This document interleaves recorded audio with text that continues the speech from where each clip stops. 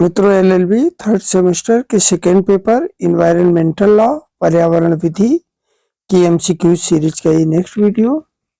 आइए देखते हैं क्वेश्चन नंबर 84 से।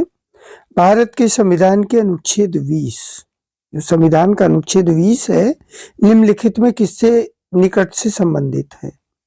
नंबर आ 1948 के मानव अधिकारों की सार्वभौम घोषणा के अनुच्छेद 11 भाग 1 से। ही हमारा सही उत्तर है। आ नंबर हमारा सही उत्तर है।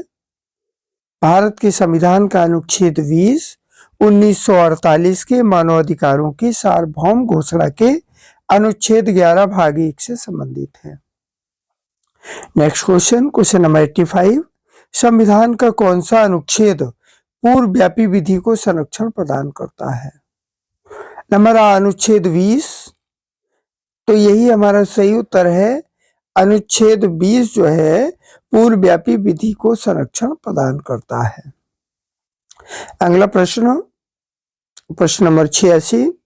भारतीय संविधान का कौन सा अनुच्छेद दोहरे संकट के सिद्धांत को मान्यता प्रदान करता है?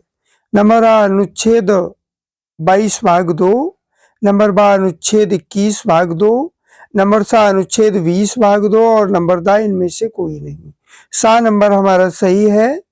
भारत के संविधान का कौन सा अनुच्छेद दोहरे संकट के सिद्धांत को मान्यता प्रदान करता है? अनुच्छेद 20 भाग 2। Next question, question number 87। निम्नलिखित में से कौन सा कथन सही है? ये आपको देखना है। दोहरे संकट का अर्थ होता है, नंबर आ एक ही अपराध के लिए दो व्यक्तियों द्वारा संयुक्त प्रयास किया जाना, नंबर बा एक ही व्यक्ति को दो अलग अलग समयों पर दिए गए दो अपराधों के लिए विचारण किया जाना, और नंबर सा एक ही अपराध के लिए उसी व्यक्ति का दो बार विचारण किया जाना। ये हमारा सही उत्तर है। सा नंबर एक ही अपराध के लिए उसी व्यक्ति को दो बार विचारण के लिए बुलाया जाना दोहरा संकट कहलाता है। Next question, question number 88। अनुच्छेद 20 भाग 2 के प्रावधान में क्या है? पूर्वव्यापी विधि या दोहरा संकट या आत्मदोष सिद्धि या इनमें से कोई नहीं। तो अनुच्छेद 20 भाग 2 दोहरे संकट से संबंधित है। प्रश्न नंबर 89। अपराधों के लिए दोष सिद्ध के संबंध में संरक्षण का सही क्रम क्या है? तो आ नंबर ही सही है। पूर्वव्यापी दंडात्मक विधियां, दोहरा संकट और आत्मदोषारोपण, ये सही क्रम है। Next question, question number 90। प्राक दोष मुक्ति का सिद्धांत किससे संबंधित है? नंबर आ पूर्वव्यापी प्रवर्तकों से, नंबर बा दोहरे संकटों से। तो दोहरे संकट से ही प्राक दोष मुक्ति का सिद्धांत संबंधित है। प्रश्न नंबर 91 देखेंगे। एक ही अपराध के लिए एक से अधिक बार अभियोजन एवं दंड का निषेध नैसर्गिक न्याय का एक सिद्धांत है, भारतीय दंड संहिता में निहित है और नंबर सा भारत के संविधान में निहित है। तो नंबर सा ही हमारा सही उत्तर है। एक ही अपराध के लिए एक से अधिक बार अभियोजन एवं दंड का निषेध भारत के संविधान में निहित है। प्रश्न नंबर 92। भारत के संविधान का कौन सा अनुच्छेद आत्मदोषारोपण के सिद्धांत से संबंधित है? नंबर आ अनुच्छेद 20 भाग 1, नंबर बा अनुच्छेद 22 और नंबर सा अनुच्छेद 20 भाग 3। यही हमारा सही उत्तर है। संविधान का कौन सा अनुच्छेद आत्मदोषारोपण के सिद्धांत से संबंधित है? अनुच्छेद 20 भाग 3। प्रश्न नंबर 93। अनुच्छेद 20 भाग 3 में अधिनियमित आत्मदोषारोपण के सिद्धांत का अर्थ क्या है? नंबर आ किसी अपराध का अभियुक्त कोई भी व्यक्ति स्वयं का न्यायाधीश नहीं हो सकता। नंबर बा किसी अपराध के अभियुक्त को किसी व्यक्ति को स्वयं के विरुद्ध साक्षी बनने हेतु विवश नहीं किया जा सकता। नंबर बा ही हमारा सही उत्तर है। अगला प्रश्न, प्रश्न नंबर 94। चैनल पर नए आए हैं तो चैनल को सब्सक्राइब कर लीजिएगा।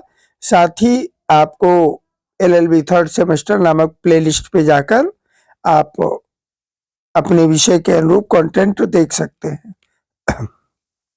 भारत के संविधान का जो अनुच्छेद 29 भाग 3 है, आत्मदोषारोपण के विरुद्ध अधिकार की गारंटी किसे प्रदान करता है?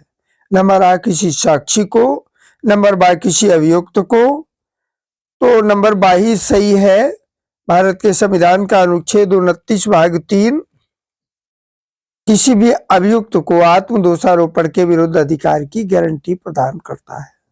प्रश्न नंबर 95, ये कि व्यक्ति को स्वयं के विरुद्ध साक्षी बनने हेतु विवश नहीं किया जाएगा, निम्नलिखित में से क्या है? नंबर आ, निदेशात्मक तत्व जिसे राज्य को आपराधिक विधियों के अधिनियमन के समय लागू किया जाना चाहिए। नंबर बा, सर्वराष्ट्रीय मानवाधिकार घोषणा जिसका भारत एक पक्षकार है के अधीन घोषित मानवाधिकार। और नंबर सा, मूल अधिकार। व्यक्ति को स्वयं के विरुद्ध साक्षी बनने हेतु विवश नहीं किया जाएगा, ये व्यक्ति का मूल अधिकार में सम्मिलित है। नेक्स्ट अभिकथन देखिएगा, प्रश्न नंबर 96। आ कथन है एक व्यक्ति को अपने अंगूठे का निशान देने हेतु विवश नहीं किया जा सकता। और ता नंबर है एक आरोपी व्यक्ति को स्वयं के विरुद्ध साक्षी बनने हेतु बाध्य नहीं किया जा सकता। तो हमारा सा नंबर यहाँ सही है, आ सही है, किंतु ता गलत है। एक अभियुक्त को अपने अंगूठे के निशान देने हेतु विवश नहीं किया जा सकता, लेकिन एक आरोपी व्यक्ति को स्वयं के विरुद्ध साक्षी बनने हेतु बाध्य नहीं किया जा सकता। नेक्स्ट देखिएगा, क्वेश्चन नंबर 97।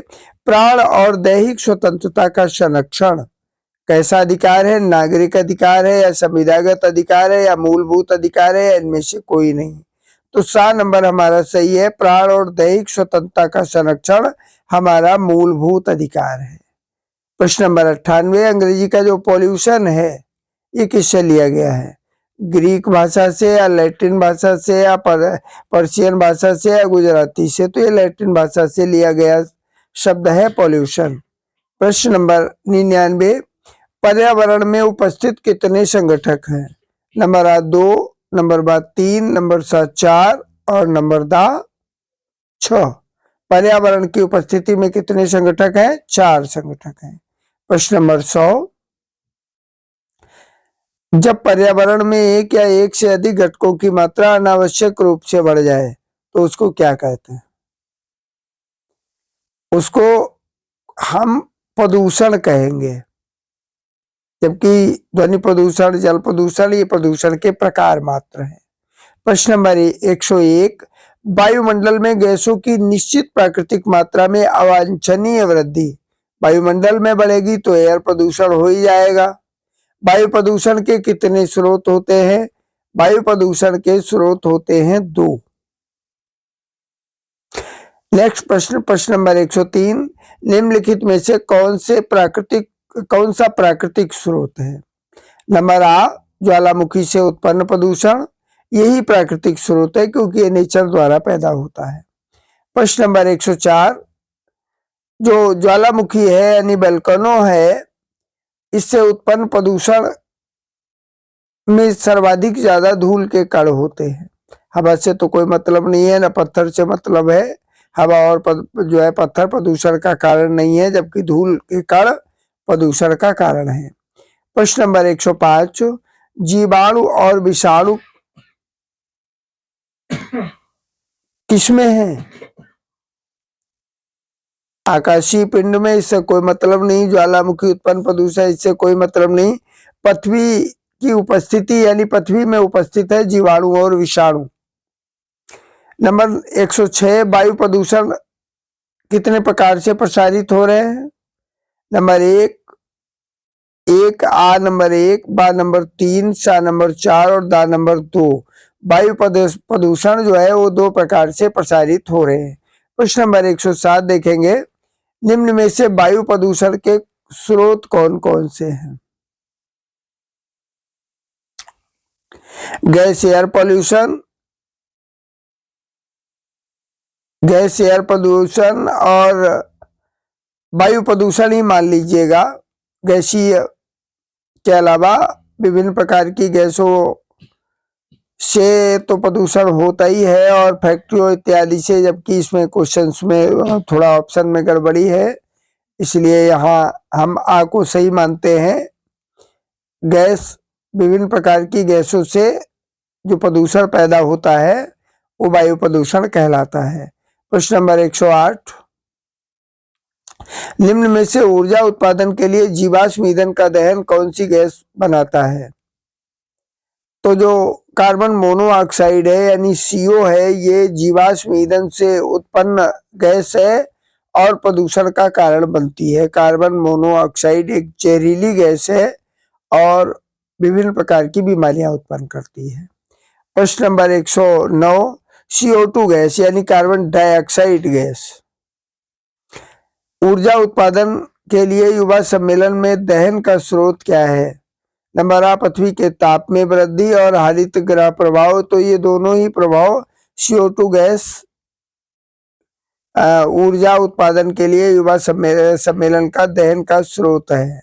नेक्स्ट 110 नंबर, अम्लीय वर्षा जल यानी जो एसिड रेन है, इसका जो pH है ये कम होना कौन सी गैस का कारण बनता है? तो इससे कार्बन डाइऑक्साइड या सल्फर डाइऑक्साइड या नाइट्रोजन डाइऑक्साइड या इनमें से कोई नहीं। तो जो एसिड रेन है ये किस गैस का कारण है? सल्फर डाइऑक्साइड गैस का कारण है। प्रश्न नंबर 111, जो अपशिष्ट पदार्थ होते हैं यानी कूड़ा करकट होता है के सड़ने से क्या प्रभाव पड़ता है? इसके सड़ने से तापमान में वृद्धि, श्वास रोग या दोनों या इनमें से कोई नहीं। तो अपशिष्ट पदार्थ जो सड़ते हैं, फर्मेंटेशन से एनर्जी निकलती है, ऊर्जा निकलती है और इससे तापमान में वृद्धि होती है। नेक्स्ट देखिएगा प्रश्न नंबर 112, कणकीय पदार्थों को कितने भागों में बांटा जाता है? नंबर आ 2, नंबर बा 3, नंबर सा 4 और नंबर दा इनमें से कोई नहीं। कणकीय पदार्थों को 3 भागों में बांटा जाता है। नेक्स्ट क्वेश्चन, क्वेश्चन नंबर 113, निम्नलिखित में से धात्विक पदार्थ कौन से हैं? यानी कौन से पदार्थ धात्विक हैं? शीशा यानी लेड, एक मेटल है Pb, एल्युमिनियम, तांबा या सभी। तो ये सभी धात्विक पदार्थ हैं, सारे के सारे मेटल्स हैं। प्रश्न नंबर 114, निम्न में से अधात्विक पदार्थ कौन कौन से हैं? यहाँ शीरा है, सिरामिक्स, एल्युमिनियम, फेरियम और जस्ता, बाकी की मेटल है। ये शीरा जो है ये अधात्विक पदार्थ है।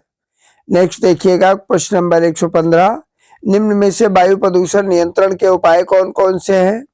कोयले से चलने वाले रेल इंजन, नंबर बा विद्युत इंजन, कारखानों की चिमनियां और नंबर दा ये सभी। तो वायु प्रदूषण नियंत्रण के उपाय यहाँ नहीं कहना चाहिए। ये प्रश्न इस प्रकार है, वायु प्रदूषण पैदा करने वाले साधन कौन कौन से हैं? तो ये कोयले से चलने वाली रेल का इंजन, उससे भी धुआं निकलता है, वायु प्रदूषण होता है। प्रश्न थोड़ा डिस्प्यूटेड है। वायु प्रदूषण नियंत्रण का उपाय कौन सा है? तो इसमें जो विद्युत इंजन है इसके माध्यम से हम वायु प्रदूषण रोक सकते हैं और 12 नंबर हमारा सही उत्तर होगा। विद्युत इंजन के माध्यम से किसी प्रकार का धुआं नहीं निकलता। कारखानों की चिमनियां तो वायु प्रदूषण का कारखानों की चिमनियां हालांकि ऊंचाई पर होती हैं लेकिन प्रदूषण का कारण तो बनती हैं। कब बनती है? कोयले से चलने वाले जो रेल इंजन है इससे भी कोयले से के दहन से कार्बन मोनोऑक्साइड निकलती है, तो प्रदूषण के कारण कारखाने भी हैं। हालांकि उपाय में सम्मिलित है चिमनियां, लेकिन प्रदूषण का कारण तो है ही। विद्युत इंजन पूरी तरीके से वायु प्रदूषण रोक सकता है। प्रश्न नंबर 116, केंद्र सरकार ने वायु प्रदूषण निवारण नियंत्रण कानून कब पारित किया? इंपॉर्टेंट प्रश्न है। 1981 में वायु प्रदूषण नियंत्रण कानून पारित हुआ। नेक्स्ट प्रश्न, प्रश्न नंबर 117, जीव की परिस्थिति के समस्त तत्व या घटक मिलकर पर्यावरण कहलाते हैं। इस कथन के लेखक कौन है? ए फिटिंग द्वारा ये कथन है, जीव की परिस्थिति के समस्त तत्व या घटक मिलकर पर्यावरण कहलाते हैं। आ नंबर हमारा सही उत्तर है। प्रश्न नंबर 118, जो परोपजीवी कीट हैं ये किस पर्यावरण में सम्मिलित किए जाते हैं? तो ये भौतिक पर्यावरण से ही संबंधित है। आ नंबर ही हमारा सही उत्तर है। प्रश्न नंबर 119, निम्नलिखित में से कौन सा पर्यावरण का घटक है? नंबर ए भूमि, नंबर बी वायु, जल एवं वायु, नंबर सी जैविक प्राणी और नंबर डी उपर्युक्त सभी। तो ये सभी के सभी पर्यावरण के घटक है, भूमि भी, जल एवं वायु भी और जैविक प्राणी भी। प्रश्न नंबर 120, निम्नलिखित में से कौन पर्यावरण को सदैव जीवंत बनाए रखता है? नंबर ए गुरुत्व बल, नंबर बी विवर्तनिक शक्तियां और नंबर सी बाह्य शक्तियां और नंबर डी इनमें से कोई नहीं। आ नंबर हमारा सही है। कौन पर्यावरण को सदैव जीवंत बनाए रखता है? गुरुत्व बल। नेक्स्ट देखिएगा 121 नंबर, पर्यावरण भूगोल के वैज्ञानिकों में कौन सम्मिलित नहीं है? तो इसमें आर्थर ई स्मेल्स जो है ये भूवैज्ञानिकों में सम्मिलित नहीं है और आ नंबर हमारा सही है। प्रश्न नंबर 122, पर्यावरण का अर्थ क्या है? पर्यावरण का अर्थ होता है पृथ्वी के ऊपर के भाग से कोई लेना देना नहीं, जो चारों ओर से घेरे हुए है उसको हम पर्यावरण कहते हैं। प्रश्न नंबर 123, पर्यावरणीय आपदा में क्या सम्मिलित है? भूकंप, बाढ़, ज्वालामुखी या उपर्युक्त सभी। तो ये सभी पर्यावरणीय आपदा में सम्मिलित है। प्रश्न नंबर 124 देखेंगे, मूल अधिकार भारत के संविधान के किस भाग में निहित है? मूल अधिकार भारत के संविधान के भाग 3 में निहित है और हमारा 12 नंबर सही उत्तर है। प्रश्न नंबर 125 देखेंगे, संविधान के अनुच्छेद 12 के अंतर्गत राज्य की परिभाषा लागू होती है। नंबर आ संविधान के भाग 3 तथा 4 पर, नंबर बा संविधान के भाग मात्र 3 पर यानी भाग 3 पर और नंबर सा संविधान के भाग 4 पर और नंबर दा उपरोक्त में से किसी पर नहीं। तो आ नंबर हमारा सही उत्तर है। संविधान के भाग 3 तथा भाग 4 पर संविधान के अनुच्छेद 12 के अंतर्गत राज्य की परिभाषा लागू होती है।